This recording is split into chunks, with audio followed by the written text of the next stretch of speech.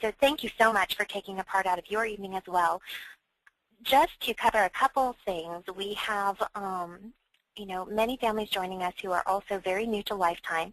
So if you have some questions that maybe are not covered tonight, our door is open. You can give us a call at 530-432-7373, and we are generally available to answer your questions starting at 8 a.m. Pacific Time, Monday through Friday. We also we have a variety of adoptive family coordinators who are available to email with you. My personal email is Kim, K-I-M, @lifetimeadoption.com, and I'll be happy to answer any preliminary questions you have in general about Lifetime. Now, of course, if you're already a Lifetime family or you already have a coordinator here at Lifetime, then you can feel free to reach out to your specific coordinator. So, Libby, I know that you have a few housekeeping things you wanted to address before we go ahead and introduce our panel for tonight. Right. I just want to make sure all of you know how to participate, and it looks like from the response to the sound check that our audience is live and ready to go. But if you have a question tonight, and again, we really want to make this a casual time, a conversational time for you to get answers from these adoptive parents. They've been where you are tonight, and now they're where you're hoping to go. And they all have different experiences that will help you with tips and insights and just the knowledge, but also the encouragement that you might need as you pursue the child that you've been praying for, whether that's through adoption or whatever steps you need to take in the meantime so that it gets you to your family's dream. But you can participate with us tonight and type right into the box on your screen that says questions. It might also be called chat.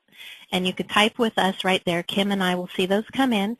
And if you're joining us by phone but you still have access to your email, you can write to me. And the best way to get to me is Libby, L-I-B-B-Y, @lifetimeadoption.com.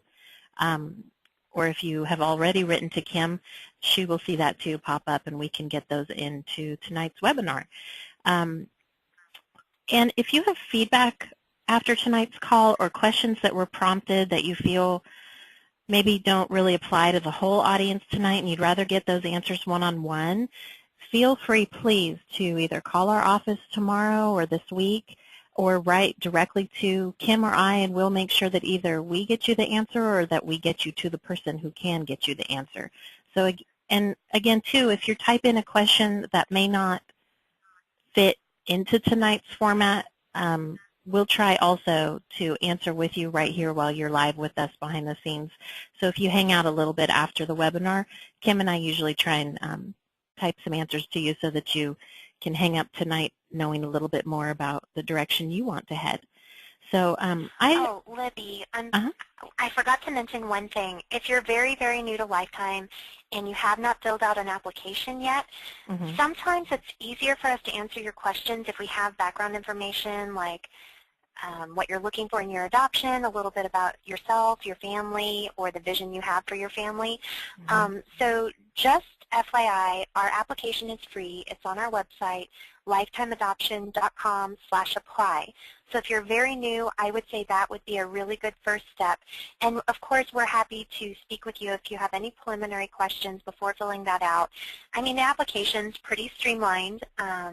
It just allows you the opportunity to share some basic information with us so we can put some questions and answers into relation as far as where you are in your journey and what you're looking for. Kim, do you want to type that link right into the... Oh, sure. I'll go ahead and do that. Okay, because I'm going to go ahead and introduce our guests. So on your screen, if you're joining us online, you can see I put up some family photos of each of our guests. And you can see from each of their families that they are as unique as your family will be.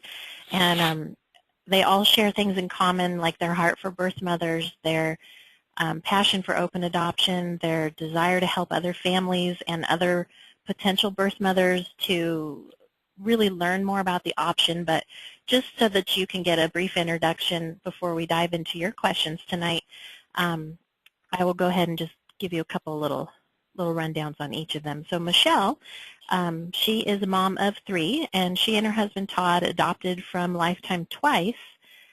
She is from California, and I know that, well, she and I were talking today, that she has a unique perspective having had a biological son in between both of her adoptions and moving through, you know, how you talk to children about adoption and what it's like for even a child not brought into the family through adoption to grow up hearing about these open adoption stories and what that's like as a family dynamic, to just be uniquely created like that.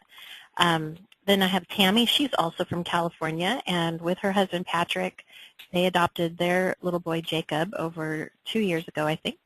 At first, their son's birth mom did not really foresee staying in touch actively, but over the last few years, their relationship has really grown and into what, from my perspective, looks like extended family in a very unique way. And then we have Amber, too, and she's from Oklahoma, and with her husband, Mickey, they adopted their sweet little boy, Zachary. And some of you, if you were on one of our webinars over the holidays, I think that you may have even received Amber's story in an email after those webinars. But if you aren't familiar with her story already, she adopted her son, I think, nearly 3 years ago. And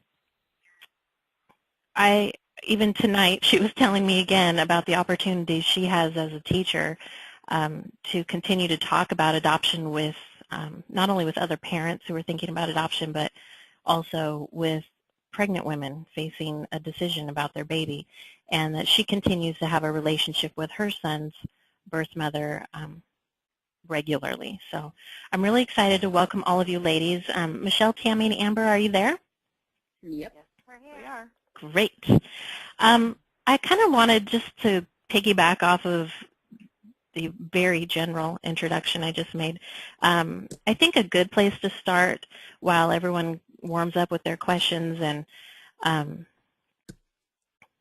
settles in tonight, I would just like maybe if you took a minute to explain what brought you to adoption and how did you move from trying to conceive to deciding we're going to adopt. So let's start with Michelle. Okay, let's see. I struggled to conceive our first child, and so we decided that adoption was the way we were going to go. We weren't going to do IVF or any more real heavy-duty fertility stuff. So we had already checked out Lifetime and were ready to go with that, and I ended up conceiving after 2 years. So we put that on hold, and that pregnancy, our son was born, but he tragically passed away only hours old. So with that tragedy left, and we were ready for a baby, so we just went right ahead and went forward with the adoption instead of trying to get pregnant again right away. Mm-hmm. And so Reese was he's our oldest, and he was a really fast adoption. And then I really quickly got pregnant with Chance, our middle, and much to our surprise, since it wasn't easy the first go-around. And then with Georgia, I just didn't want to do the pregnancy again with the loss that we had. Mm-hmm. So we decided if we wanted more children, we would adopt, and that's how little Georgia came into the family. Okay. And so was it, I know that you said you guys decided not to pursue treatments, but were you both on the same page in pursuing adoption? We were. I think I did several rounds of Clomid, which was enough for me. It just didn't feel as natural as adoption. So we just thought that God was going to grow our family. However, he was, our children were out there, and adoption felt like the way that they were going to travel to our family. And that's just right away, we were on board with adopting and not really pursuing any natural-born children. So it was really a quick decision for us. Okay, thank you. And Tammy, how about you? What brought you and Patrick to adoption? And did you guys try to conceive before choosing adoption? Because I know that you brought a child into your marriage, right? Right. Ashley is the the girl pictured next to me there. Mm-hmm. And she's from my first marriage. She's 21 when Jacob came into our family. So we kind of got the why do you guys want to start over questions, because I had an adult child. Mm-hmm. But I felt that Patrick would make a wonderful dad from the beginning. He was great with my daughter and our daughter. And so we dabbled a little in the fertility side of things and pretty quickly decided that the medical side of things we weren't comfortable with, neither one of us. So spent about 6 months and then talked about adoption. There's some family members in our family adopted, and then didn't talk about it for a while, and I don't know, it came up one day and my husband said, I've just been waiting for you to put a stack of papers in front of me so we could get started. Mm-hmm. So we both kind of had been thinking about it and didn't voice it enough. So I actually encourage people to say more, because we probably would have just had a longer wait getting to Jacob, but, you know, it was... If you'd communicated more about it. Right. We might have gotten a few more things out of the way and not had such a fast adoption that we didn't have time to save a little more money before I quit my job. But yes, we were both on the same page, even kind of when we didn't know, we were both on the same page. And once we made the decision, things actually happened pretty quickly. I think within 6 months of signing, we met our son's mom, and then he was born 3 months later. So we like to share about our 9-month adoption. Yes. And I hear that a lot too, and then other times I hear, you know, I work with families like Amber. I know that you guys did not have the 9-month adoption, but Amber, what brought you and Mickey to adoption in the first place, and how did you move from trying to conceive to deciding to adopt? Well, we started off with, as soon as we got married almost, we started trying to conceive, and immediately kind of figured out that something was wrong.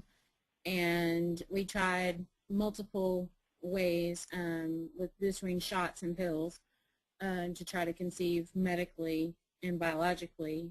We never did IVF.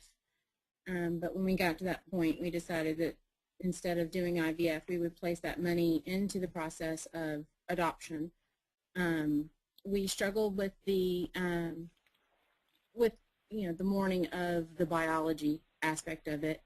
But once we got through that process, then we decided to pursue the adoption. Mm-hmm. We are from the South, so we struggled with the idea of interracial adoptions, and we talked with our family. My family is from Louisiana, so we're from Deep South, and so we made sure that our family would be accepting of an African-American child. Mm-hmm. And that's when we were contracted with Lifetime for almost 2 years when we opened up to an African-American mix. Mm-hmm. And then almost, maybe 2 or 3 months after we opened up to African-American or African-American mix, that's when we met Zachary's birth mom, and we were matched. So I just think it was meant that we were supposed to be an interracial family. Mm-hmm. We call our family the United Nations family because we have Asian, we have African-American, we have Hispanic. So I mean, we pretty much are the United Nations family. And we did have a long wait. I think it seemed longer for us because we spent so much time. We spent almost 10 years trying biologically. Mm. Wow. And a lot of money that we could have used for 2 adoptions rather than 1. Well, and Michelle, I know we had a question come in while you were sharing this, and thank you for sharing your story with us. You mentioned your son's adoption was fast. What does that mean? Our son was, from the time we signed paperwork till the time he was home in our home, it was 6 months. So, and we got matched at 2 months. So it was just really fast. We just basically were signing paperwork and had just gotten our home study started didn't have a lawyer or anything, and so everything just really happened fast. And so that, and I say that, I don't know if 6 months felt fast at the time, but compared to our daughter, who was 2 years, it was fast.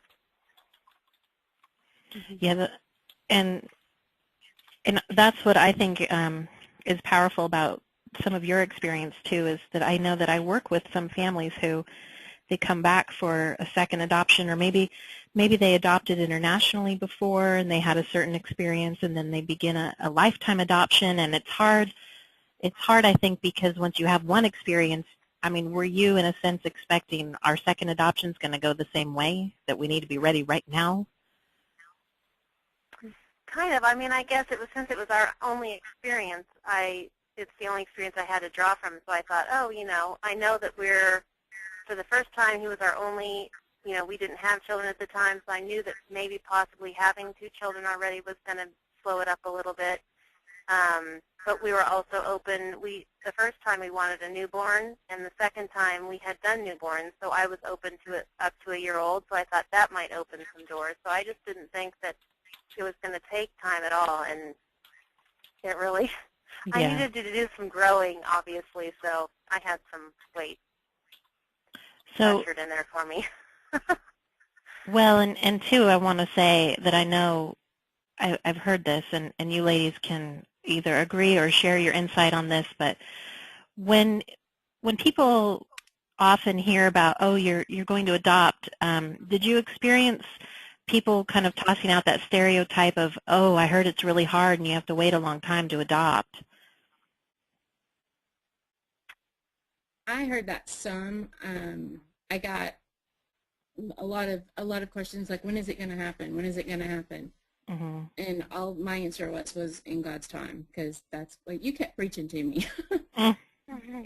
It was, it happens in God's time, and you just got to wait for your baby. And I think for us, it was, well, why do you want to do a domestic adoption? Wouldn't an international adoption be easier? And for us, we had experience with international adoption and foster adoption within our circle of friends and family. We had no domestic adoption experience at all, but the doors were not opening in those 2 avenues. And my husband actually was the one who said, I want to learn about domestic adoption before we just say no. And that was the only avenue where the doors kept opening. Mm-hmm. And that's where I believe God wants you to go, so that you can keep doing what you need to do to get your adoption complete. So great. And so as you guys, each of you decided to adopt, I know that Kim and I have had a couple questions come in both before the webinar began and during your answers already, but in general, here's kind of a synopsis of the questions that all kind of ringing true. But for families looking at getting started, a lot of them are worried that the finances with adoption are going to be what holds them back. How did you approach? I mean, was there any tactics you had for saving, or any research that you had to do to plan ahead? Or what tips do you give people where that might be their biggest hurdle is, well, aren't you, wasn't it scary to afford adoption to cover the fees?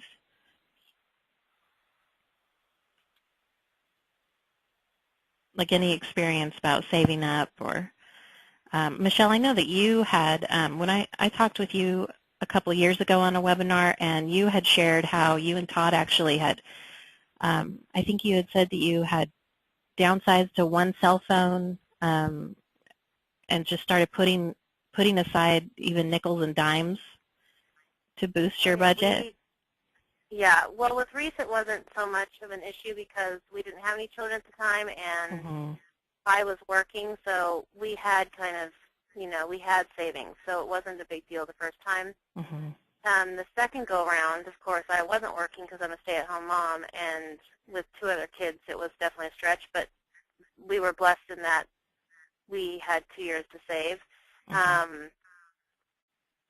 So, yeah, with the second time, we were in a recession. My husband has his own business, so we were already, like, trimmed as far as we thought we could go, but we just made it a priority that was just what we were going to do. So we ended up being able to get down to one cell phone. I figured I didn't really use mine anyway. I didn't need it.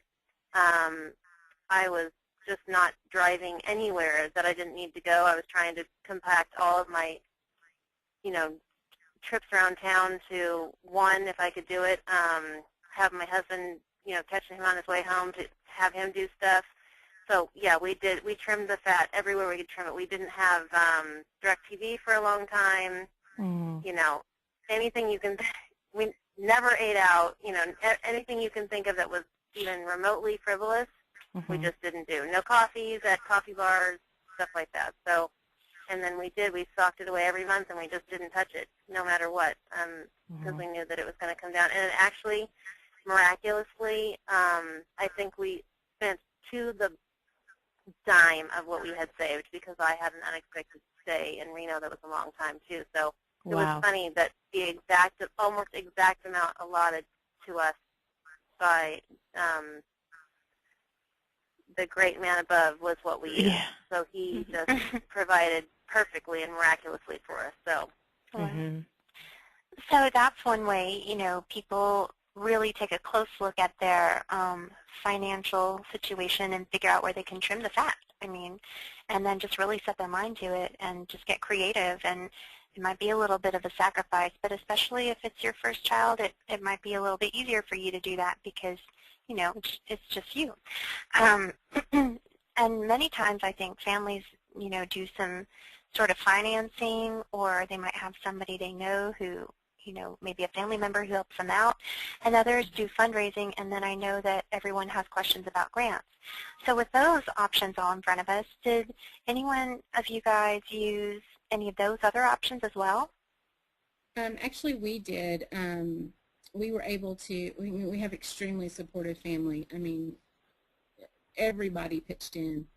A little here and a little there for some people, and huge amounts for mothers. It was phenomenal, because we actually ended up having a really extended stay in Philadelphia. I was there for 28 days in Philadelphia. So, and fortunately we have a timeshare, and we were able to have timeshare traded out, so that I could stay up there in a timeshare location. We also have family in New Jersey, just across the border.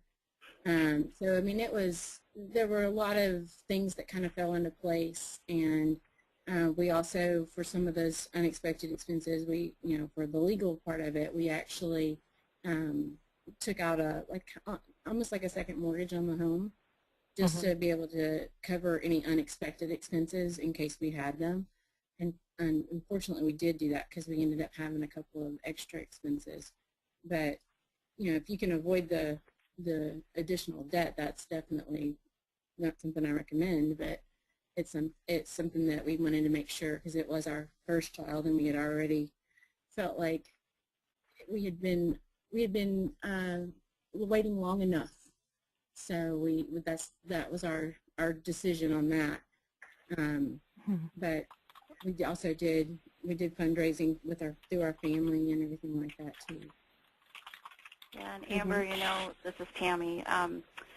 I hear people spend money on all kinds of things all the time, and all the materialistic things that we collect, even up to homes that are very expensive, none of that is as worth it as a child. So when people talk to me about how much we spent, and ours was on the expensive end when it comes to numbers, but I feel that the exact amount is private to our son's adoption, and we don't share that unless we know a family specifically that wants more details. But we did a little financing. There is the federal tax credit, which I write to my Congress and senators all the time to tell them to keep that going, because it's important. It's important for families to have those accesses, and we just kind of felt that we could spend our money on lots of things, but we were investing in our family, and that was how we looked at it. Thank you, Tammy. That's a really good point. You know, the financial side of it can be more of a private aspect of your adoption, and there are other private aspects of your adoption, like some of the things that you and birth mom share with each other that may not be things that you want to share with the general public or even extended family, you know, that you just want to keep your child's history private. You know, if any of you listening tonight have not had someone talk with you personally about the budget, you know, give us a call. Shoot me an email, and I'll be happy to discuss that with you directly, you know, one-on-one. The number is 530-432-7373, and I'll be back in the office to answer phone calls like that at 8 a.m. Pacific time, and my email is kim@lifetimeadoption.com. I mean, certainly we want to protect the privacy of our families, and at the same time, it's like this elephant in the room that, you know, we can talk about the emotional side, and we can talk about, you know, action steps people can take as far as developing their profile, having a great photo and everything, but everyone is, well, I would say most families are wondering about the financial side. So I appreciate you ladies for sharing that with us. And there have been some more questions that have come in, Libby. You know, and I'm also wondering other things about, you know, when you got that first call from the coordinator, the birth mom coordinator, to tell you that there was a possible birth mother match, you know, I'd like to hear what the details were like for each of you. You know, did you feel like you had a lot of information, or were you nervous, or how was that? I think I did an internal backflip. It was thrilling, and I was like, tell her to call whenever. It doesn't matter what time, just tell her to call. And that, needless to say, I think when she initially called, she called and hung up, and because she was nervous. But I called her back, and when I called her back, we talked for, God, probably 2 hours, and then the next thing I know, I get a call from Lifetime a couple of days later saying that we were a match if we felt comfortable with her. And so I was like, yes. So, but that was our only one. Our birth mom was our only birth mom that contacted about us, which is great, because I think I would have been heartbroken any other way. Yeah. So when you had that phone call with your child's birth mom, you were one phone call away from having your baby in your arms, like literally. Literally, yeah.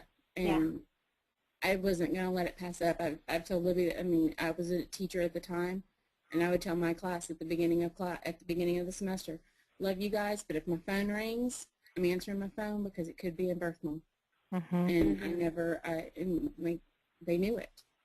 And to this day, that was always my number one priority, was answering that phone.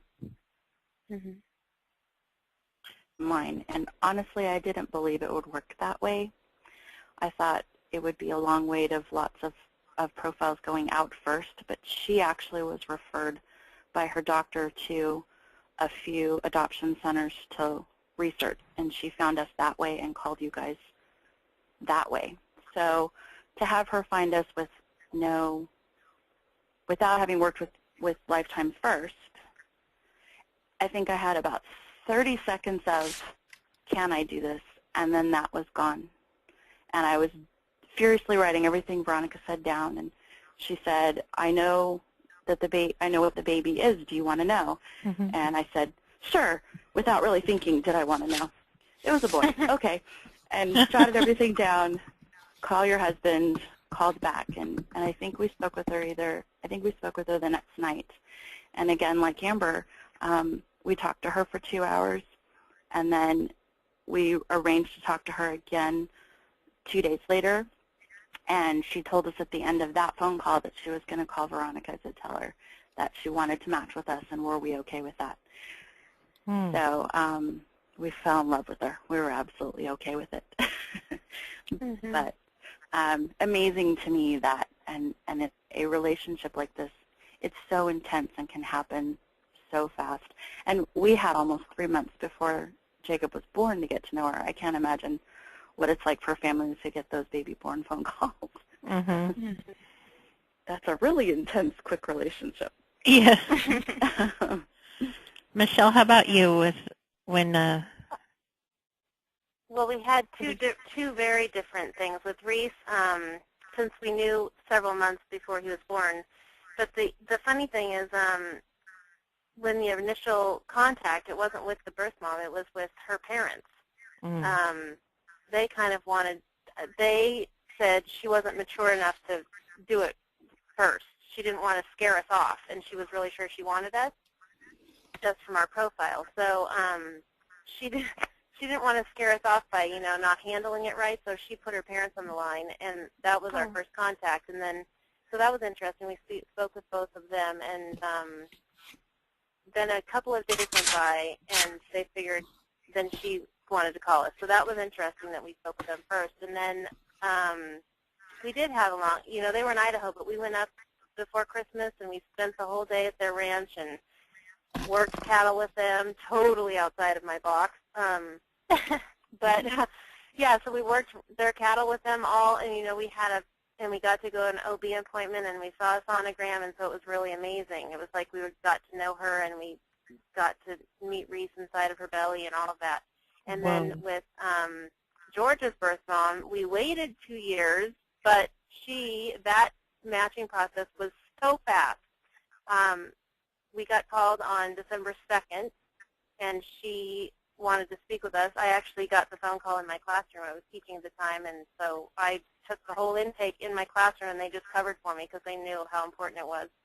And that evening, I spoke with her for the first time, and my husband wasn't able to. He was planning on calling her the next day, and then she wasn't available, and we missed her a couple days. And so on December 6th, that was the day we were like, oh, okay, we're going to meet again. And we got calls intermittently those next 2 days that she was in and out of the hospital with labor and blah, blah, blah. And so on December 8th, she was born, but she wasn't due till the 22nd. So we were really, pushed up. My husband met her and spoke with her for the first time in the hospital.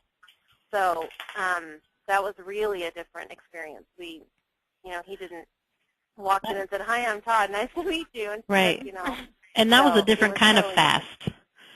Yeah, it was a different kind of fast. It was, it was, because we weren't, it was like we waited all this time, and then we thought we'd have about 3 weeks from the time we matched to the time the baby was supposed to be born, but she just wanted to come early, and so it ended up being really fast and speedy, and, then we were like, in a panic at the end, which was funny because we'd waited all this time, but there you go. And Michelle, I don't know if you remember, but one of my favorite things about your second adoption story was because Michelle and her family live in the same town as Lifetime's office. So, and I got to work with her through George's adoption, through that journey some, and she would come and help fold clothes for birth mothers or put packets together, whatever it may be, just once in a while when she could fit it in with the kids' schedules.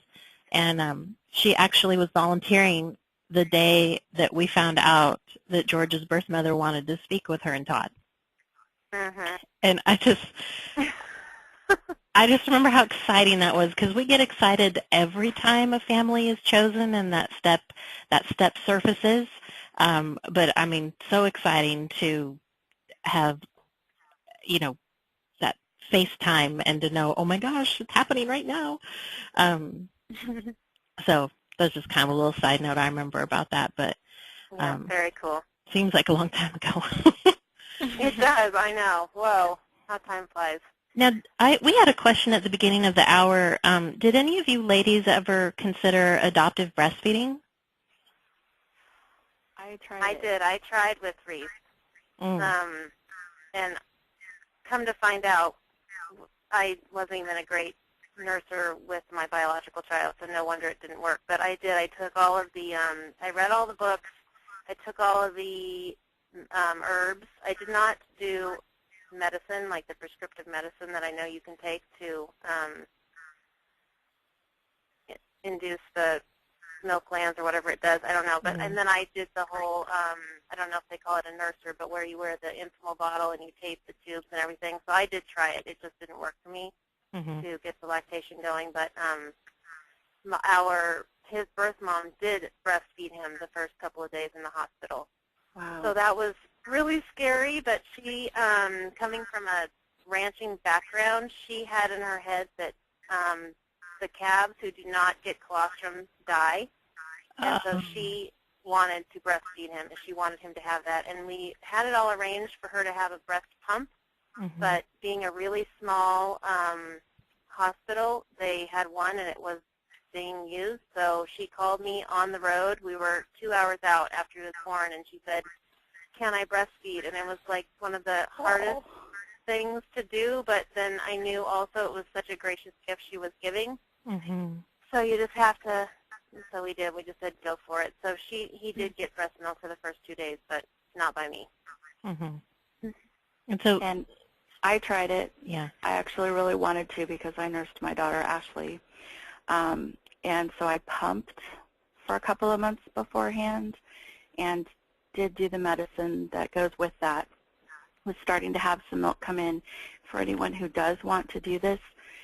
The little tube, if you're going to do a supplementer with a bag and you tape the tube to your breast with formula while your milk is coming in, have at least 10 to 12 of those tiny little tubes, because cleaning them out in a hotel room at 4 a.m.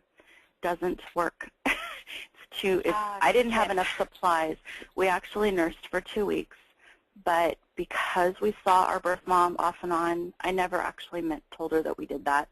She was very young, and I didn't feel comfortable with it, and so he was bottle breast for about a week, and then I still did it for another week at home, but it didn't occur to me to get more supplies.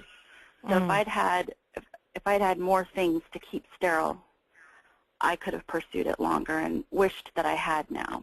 So I just got a sampling of things thinking I'll try it out. Didn't think it through any further than that. And when you're in a hotel in a different state, you can't get those supplies in the corner Walmart. They don't exist. No. But I would encourage it for anybody who has a desire to breastfeed, because it can be an amazing experience. Amber, how about you? Had you thought about that? I looked at the studies on it, and I'm a researcher, and I just didn't have that just innate desire to I gotta have that happen. And I wasn't a breastfed child, and I guess that just a different background. I'm not sure, but I just didn't have that innate desire to I had to have that happen. Plus, I had a breast reduction, about 14 years ago. So that changes things, yeah. I had lost a lot of my mammary glands with that. So it sounds like some of those challenges or the desire are not, the lack of desire, just as normal as if you were having a biological child and making the same decisions. I mean, people who have a biological child can have challenges, like you guys said earlier, or may just not have the interest. It's not really part of your background, the way you were brought up, in your family, and then others just find that, that's just what you do, So, and all of them are right for you, and that's the decision you're making for your child. So thank you guys for sharing about that. I want to jump, Kim, just because I think there's so much that we could be talking about, and I'm kind of wondering, if everyone on the call is going to think, oh, what, we're done? But we're not done yet, by the way. But let's talk a little bit, because there are a lot of questions here about, how much did you know about your child's birth mother, and what do you do with that information? I think a pressing question that is good for you guys to talk about tonight is not only what does open adoption mean to you and what is it like for your family, but we had a question come in that said, how and when did or do you plan on telling your child about their adoption? Amber, let's start with you. Tell about the picture. It's pretty obvious. Yeah. That we're an adopted family. So his adoption will probably never be, it's never going to be a secret. As far as, how often we have contact with birth mom, about every 3 months or so we talk via text message. She has two biological sons that are with her, and we maintain contact for the benefit of Zachary in knowing he has biological brothers that are there, or half brothers that are out there, and it's part of his roots, and he is. I mean, we're mommy and daddy, but that's a whole another part of his root system, and it's important to maintain that, at least in my opinion. And we send pictures to our birth mom and his birth grandmother at least twice a year when we have professional pictures done. And never plan on keeping it a secret. I mean, does he have questions yet? No. He's still a little guy, so. Yeah, he's only 2.5, so no, he hasn't had any questions. I mean, he sees us as mommy and daddy, of course, and he just doesn't. I don't think that computes yet. Did you always feel comfortable with, making that commitment to send letters and photos a couple times a year? Oh, yeah, absolutely. I mean, the gift that she gave us was beyond my sending her some pictures a couple of times a year. So that was never ever an issue. And like I said, I send a set for her and a set for her mom, because that's great. That's grandma. I mean, you can never have too much love for a baby. I mean, a kid can never have too many people that love him. Tammy, how about you? I know that you had time to get to know her before Jacob was born too, but is the relationship that you have now with Jacob's birth mother a lot different than you thought it was going to be when he was born? Yes. When we first talked with her, we spent lots of time talking to her over 3 months, but we hardly ever talked about the baby. And there were times when, if I wasn't sure, we weren't in an adoption relationship, we were just getting to know this girl. And part of it was because she was young, and part of it was her situation where she was living, but she did not want an open adoption after Jacob was born, and she was very adamant about that. We did get to go see her twice, once with her doctor's appointment. She handed me all the ultrasound pictures and would not take copies for herself. And so she was distancing herself. I understood that, but she had wanted pictures every 4 years. And I remember sitting with her social worker and looking her in the eye and saying, you can change the timeline here anytime you want. And she said, nope, 4 years is fine. And I think I was crushed because by that point we really had gotten to know her, and I realized that I needed to try to find out as much information about her and her childhood and writing everything down so that we would have information to share with our son. I thought that was all we would have. At the hospital, her family was there. I got to meet his birth father's parents. They wanted to come meet us and find out where their grandson would be spending time with, who his parents are going to be, and met extended family. And after the hospital time was over and we were in the hotel for a week after, she started emailing us, and then when we got home, she emailed to see if we made it home.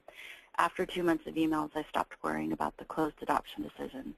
And the first year was a lot of contact just on how she was doing and how we were doing. But at that year mark, she sent him a birthday present.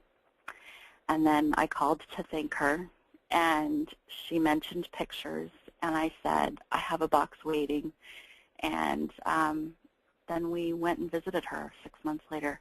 So we've seen her twice now, and the last time was just this summer. And so I had taken lots of pictures and put a book together, and Jacob called her by name when he saw the book. And he actually said, my book, mine, that's Sarah, my book, in his 2.5-year-old voice. And he remembered her name, and we talked about, because the whole book was just about the trip. So we went through and talked about, seeing seeing the dolphins and going to the beach and the different. And he remembered details. Mm-hmm. So from here out, I mean, it's always been open for me. I've always talked about her. We affectionately call her Sarah Mommy in our home. And I hope that she will want a lifetime relationship and that she can do some sharing about what was going on in her life at the time that adoption became part of her world and his. Mm-hmm. So I don't see it as ever a time where he didn't know, because he's already got books and now knows her name when he sees her picture because of a memory, not just talking about her and pointing to a picture, which I didn't expect to have happen that fast. I figured that would be a couple more years before we'd have remembrances of a trip from a month ago. But, you know, kids surprise us all the time. Yes. Now, Michelle. Tammy, when you're, oh, sorry. I just wanted to, Tammy, there's so many families who are pretty new to the idea of the birth mom staying in touch with you after the adoption, you know, and some may have some fears about that. You know, what would you say to them? When we had no knowledge of open adoption at all, so we started reading, and you lovely ladies really were our first education about it as a concept. I think looking back, because God was building this relationship a day at a time, and we didn't know what we were doing. We were just sharing our heart and listening to her and getting to know a person. But looking back on it, it's just another relationship. And I think once open adoption went from being a concept to being a live relationship, then the fears were gone. And that's just our experience, but that was how it was. And we were very concerned for her situation and her safety and how she would feel after he left. I think all the time about, you know, what is it like for her?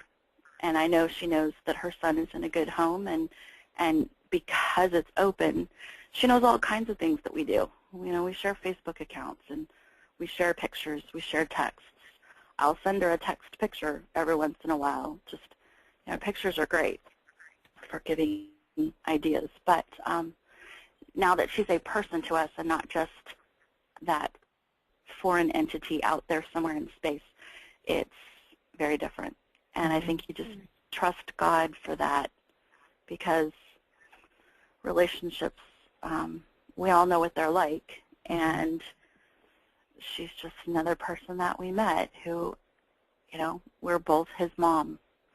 And well, and like Amber said, that just to have all of those people to love a child, that it's not just, I wonder if some of you in the audience tonight are even surprised to hear that it's an open adoption with birth family, not just birth mother, because like Amber was saying, she keeps in touch with her son's birth grandma, and is trying to keep that relationship open even with his half-siblings. And then, you know, to hear Tammy talk about how it's grown with Jacob's birth mother, and then I know the birth family too, and that, Michelle, I think you have a similar experience with Reese's adoption, right, where it's more of a birth family contact? Yes, it is.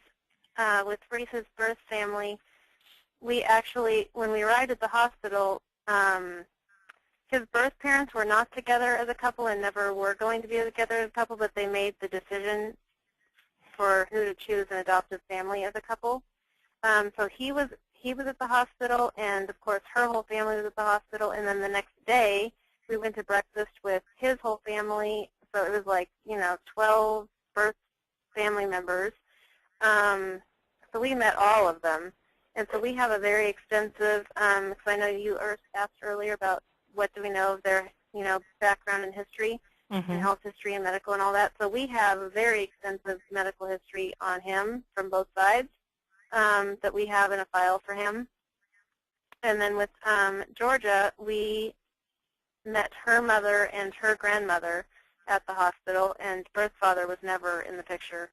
So we don't know anything about other than his name, his height, his weight, and his eye color. But, oh, wow. you know, we pretty much know we know quite a bit about her birth mother. So, but I do send pictures and letters every 3 months to both of the families and birth grandma on Reese's for my son. And we also Facebook, and there's some emailing that goes back and forth. But yeah, I've remained very faithful with every 3 months. I write letters and put photos in an envelope and send them off. And I've noticed that babies gather a lot more photos than do 10-year-olds. Mm-hmm. So I feel bad that some of the 10-year-old packages I send off are kind of skimpy, but they just either don't stand still long enough, or they're just not doing as many amazing, cute, wonderful things. So I've noticed as the years go by, the packages get skimpier and skimpier, and the letters are more the same, you know, like still playing soccer, still love Star Wars. You know, it's not like, oh, today her favorite, you know, food is peas, and she stuck avocados in her ears and finger painted with yogurt. I mean, it's not as colorful, the letters, but she still gets an update. It's just more of the same. Mm-hmm. And then I have to say, I have to interject, both families are on the first pages of the kids' baby books, so that's how they started, that's how they came to our family. So when they open their baby book, they see their birth families right there. That's how they came into this world, and so we celebrate that. And they've always known, we've always talked about them, they're just another family member, you know, someone that we love and who loves our children, and we've actually visited them, both Reese's family and George's family we've visited since the birth. But I will say, it was really amazing and wonderful to watch Reese, because of course he doesn't remember being adopted, but he got to watch it come full circle with his sister. So, you know, he got to be part of the whole wait, the 2-year wait, and the praying and the hoping and the, you know, wishing on every star. And then he got to meet his baby sister in the hospital, and he got to meet her birth mother and her birth family.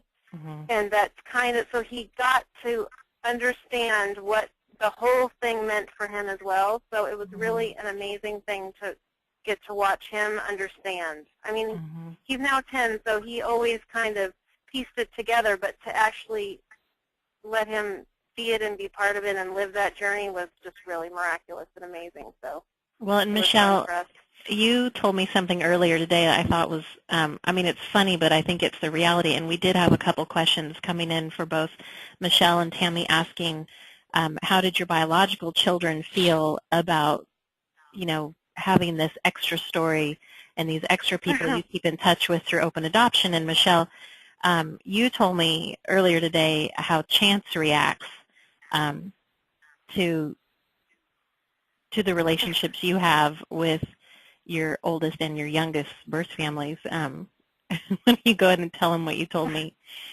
Yeah, sure.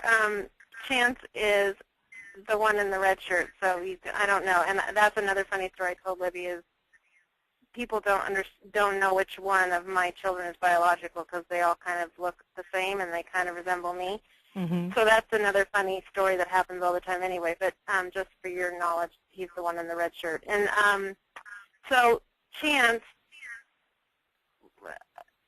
Reese's birth family has always included all 3 kids in, like, you know, gifts that they might send or cards or whatever, so he's never been excluded from gifts or, you know, anything from the birth families. But when they come to town or just when we talk about them or whatever, he says, it is so boring that I only have you and Daddy as my birth parents. So he just finds it really boring that he just finds it really boring that there's just the 2 of us, and he doesn't get to claim anyone else as, you know, he's got my nose, my pointy bird nose, and he looks just like Todd, and he thinks that's really boring. He doesn't get to, like, go to his birth family pictures and point out stuff that he looks like, and so he just thinks it's boring, and it's quite comical. And Tammy, I know that you talked a little bit earlier tonight about Ashley's, you know, Ashley's role when you were adopting Jacob. I mean, has any of that changed, or when you guys decided to adopt, did you have to approach it with her and sort of get her approval? Was that important to you, or how did you handle that with her? She was, at the time, she was in college and talking about moving out, and very excited about the adoption. And she was 21 at the time. After, and I guess another side note is that our birth mom is 5 years younger than my daughter. So, you know, Jacob's mom is, his two moms are peers, but his sister is older than his biological mother. So it all gets very weird to think about sometimes, go around in circles in that. But my daughter was a little, at 23, she was a little jealous that her little brother gets a stay-at-home mom and a dad at home. My first marriage didn't last long, and so I was a single parent for a lot of years. But we also talk about, I waited 21 years before bringing a sibling into your life, so you got me to yourself for an awfully long time. And I think maybe because she'd been an only child for so long, the little jealousies happen there. But she loves her brother, and she takes him to coffee. They go to Starbucks, the two of them, and it kind of cracks me up. She says that's their date, is they go to coffee, and I think she probably gets told she has a cute son, and she keeps her mouth shut and just thanks them for it. So claim him whenever she can. So they're very, very different having children 21 years apart. And I don't really feel old enough to say that, but I guess I am. Now, I have a question. Oh, sorry, Kim. I have a question for Amber, because I think there's a lot of people on the call who are questioning, you know, well, we want to adopt, but how do we know if we're ready to adopt a child of a different race, or how open we want to be? And one of the questions that came in that's sort of sparking my question for you, Amber, is that you had talked about being from the South and just having family, some people in your life with older perspectives, and getting past that through you and Mickey, and that the question was asked, was your son's birth mother from the Deep South? And I privately messaged them and said, no, I think that he was born in Pennsylvania, as she said Philadelphia earlier. And I just kind of wondered, you know, when you spoke with his birth mother, did she talk about why she chose you and Mickey, say, over a mixed race couple or an African American couple? Actually, yes. She was actually, there were two families that she spoke with. It was us and then an African American couple that she was in contact with. And the thing that because I asked her, I said, well, what made you choose us?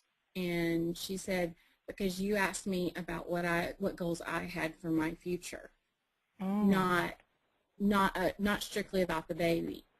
And I think that's something extremely important when you do get your phone call, that all-important phone call, that you're so excited about a baby. You know, make it more about the relationship with the birth mom.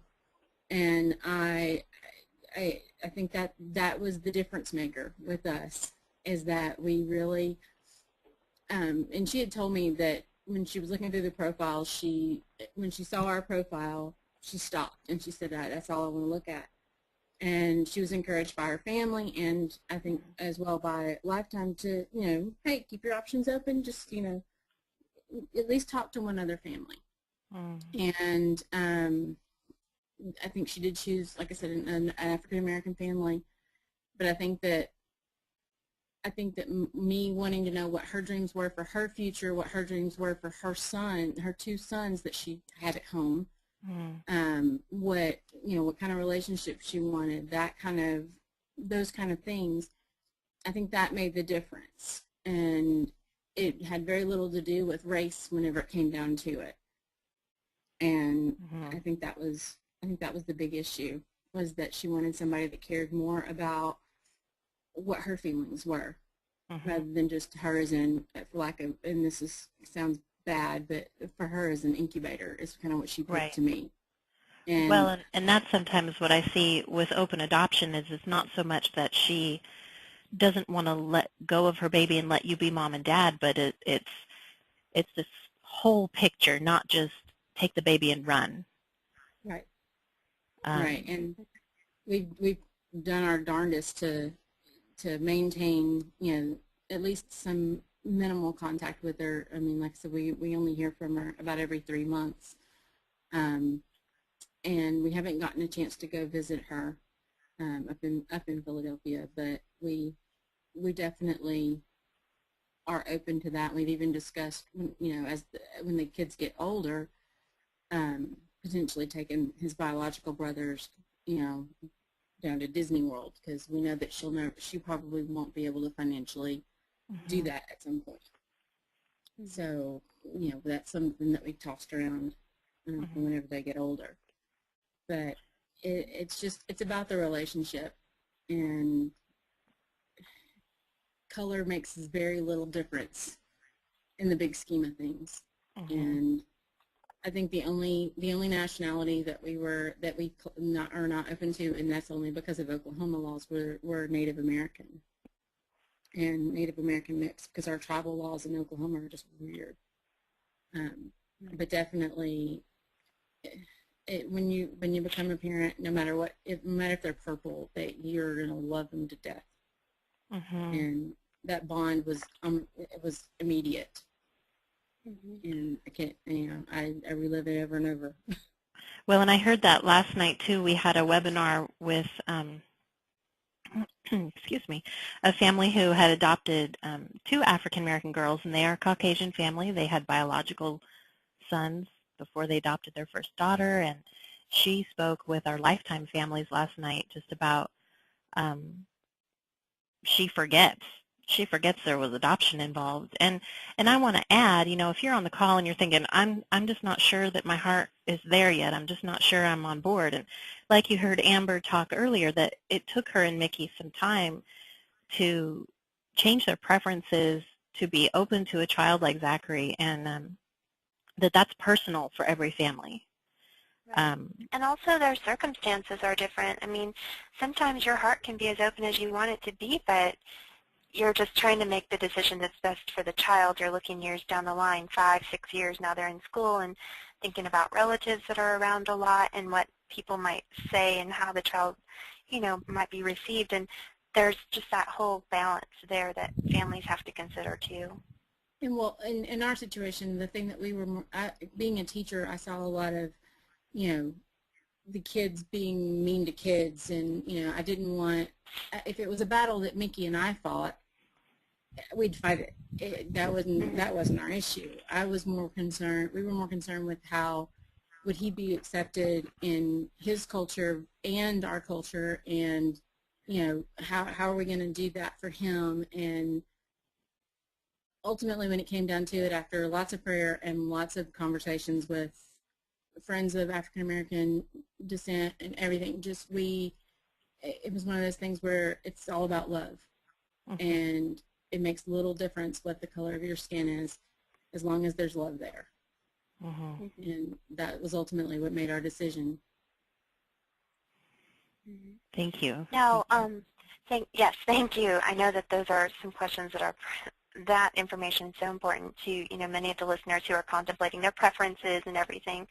You know, before we close, I just want to give each of you a moment to share, you know, what your best advice would be, or anything you would want to say to help encourage the families who are listening.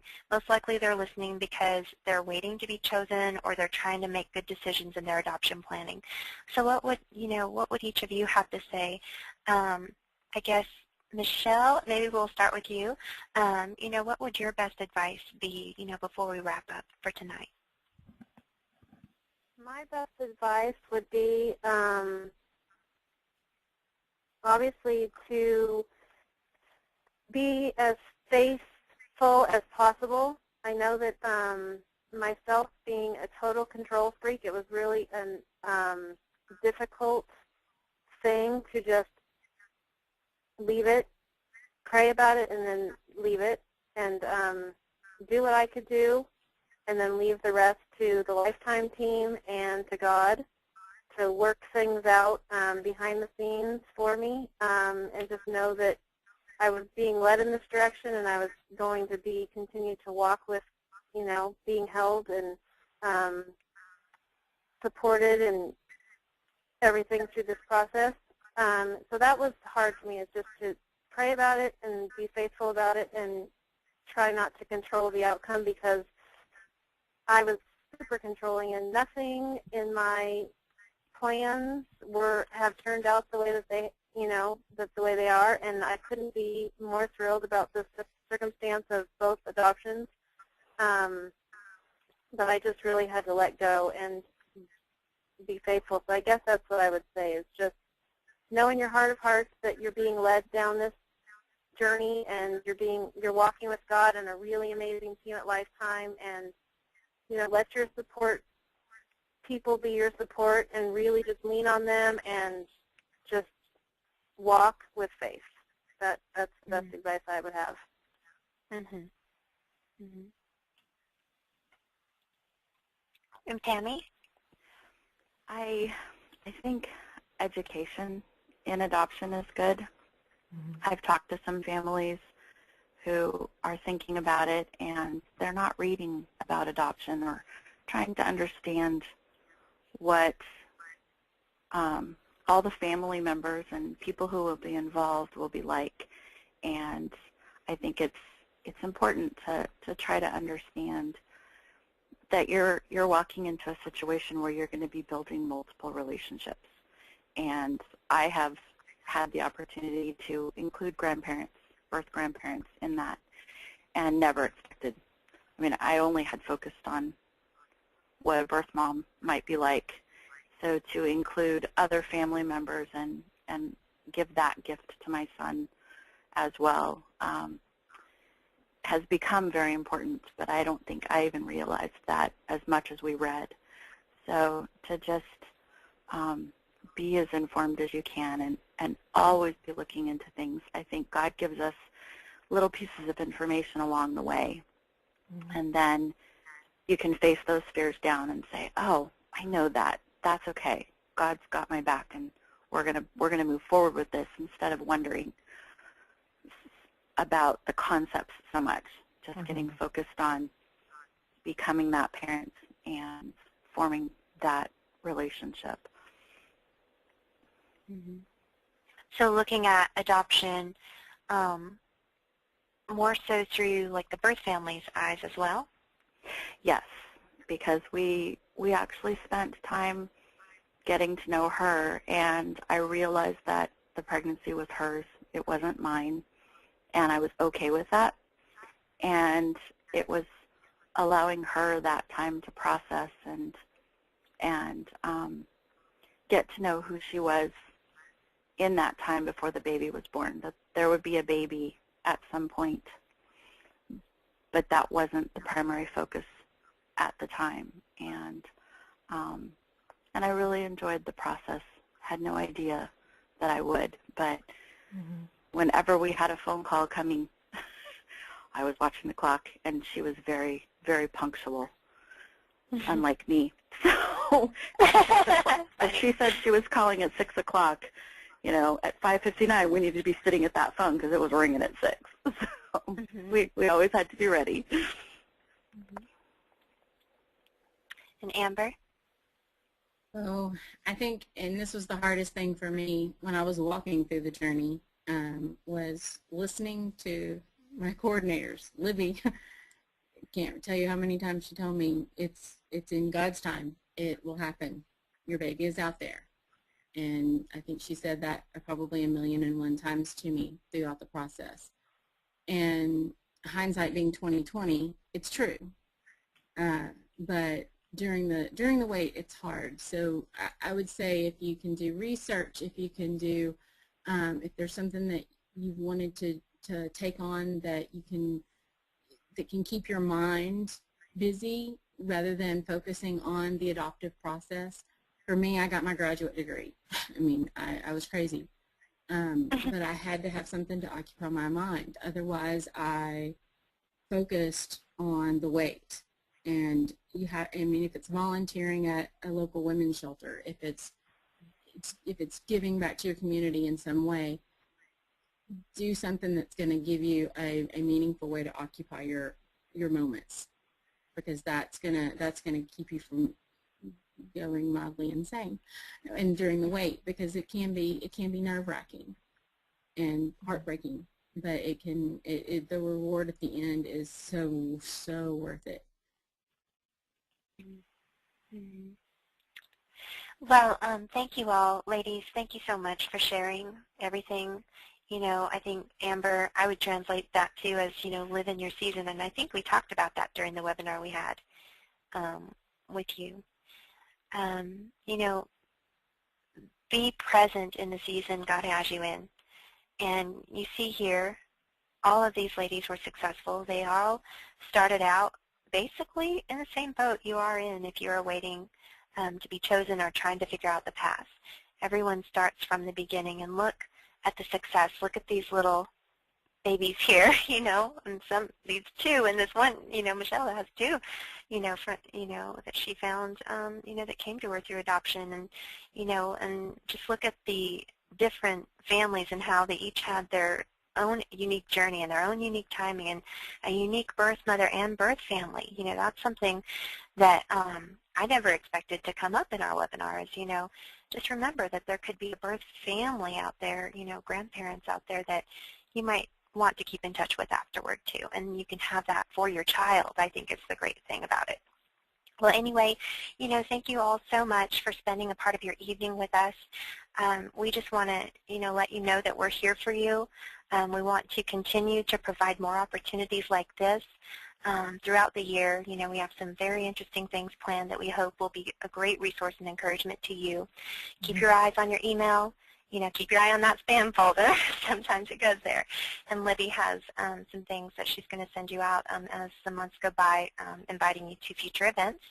Yes, and if you are in our program, of course, you know that we have our twice-a-month webinars just for our families who are in our program, in addition to these ones that are open. The number to Lifetime, again, if you're new to us, is 530-432-7373. And my email is kim@lifetimeadoption.com. Libby is libby@lifetimeadoption.com. And if you've received an invitation from her, then you can probably just reply to that. And those come right to you, right, Libby, if they reply to the invitation? So yes. If you have some questions that were not answered, feel free, if you have some time, to hang out with us. We're going to be typing out some responses to some of the things, although I see Libby's been swiping through and has been able to answer many of the questions that have been typed in online. And of course, if you're brand new to Lifetime and you're not sure what the next thing should be for you to do, there is the application online, lifetimeadoption.com/apply. And of course, if you are a Lifetime family, you know you have your coordinator who is available to you and, you know, can answer questions. And then if Libby and I are not your coordinator, then we're here to support you as well. So, you know, we all work together as a team here at Lifetime, and our goal is to encourage you and help you move forward, and for you to know that we're always here for you to walk you through all the steps. So again, thank you all so much, you know, for joining us. We hope you have a great rest of your evening, and until then, may God bless you and your families and the future, you know, the baby that God has for you, and the birth mom who is traveling her own journey at this time. So thank you, everyone. Good night, everyone.